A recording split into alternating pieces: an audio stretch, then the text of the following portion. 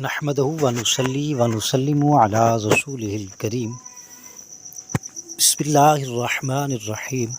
نماز فجر کے لیے اٹھنے کی تدبیریں۔ حضرت علی سے کسی نے پوچھا، میں بہت کوشش کرتا ہوں کہ صبح نماز پڑھوں مگر اٹھا نہیں جاتا۔ حضرت علی نے فرمایا، یہ نیند کی وجہ نہیں بلکہ تم جو سارا دن گناہ کرتے ہو وہ تمہاری گردن میں طوق، ہاتھوں میں ہتھ کڑی اور پاؤں میں بیڑیاں باندھ کر تمہیں اٹھنے نہیں دیتا۔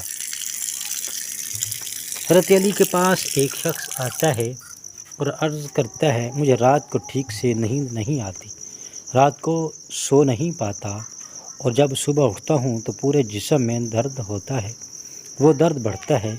جب وہ اپنا درد حضرت علی کو بیان کر چکا تو آپ نے اس شخص سے فرمایا، اے شخص، رات کو پانی پیتے ہوئے تو پانی پینا بند کر دو، کیونکہ ایسا کرنا صحت کے لیے انتہائی نامناسب ہے، اور رات کو پانی پینے سے جسم میں ایسا درد شروع ہو جاتا ہے، اگر اللہ پاک اسے شفا دینا چاہے تو دے سکتے ہیں، ورنہ اس کا علاج ناممکن ہے۔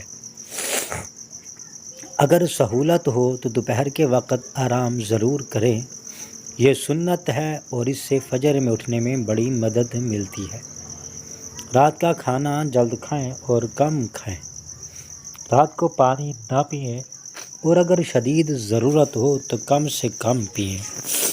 رات کو جلد سو جائیں، رات کو سونے کے مسنون اعمال کر کے سوئیں، کسی سے صبح اٹھانے کے لیے کہہ کر سوئیں، الارم لگا کر سوئیں اور الارم کو اتنا دور رکھیں کہ اسے بند کرنے کے لیے چل کر جانا پڑے۔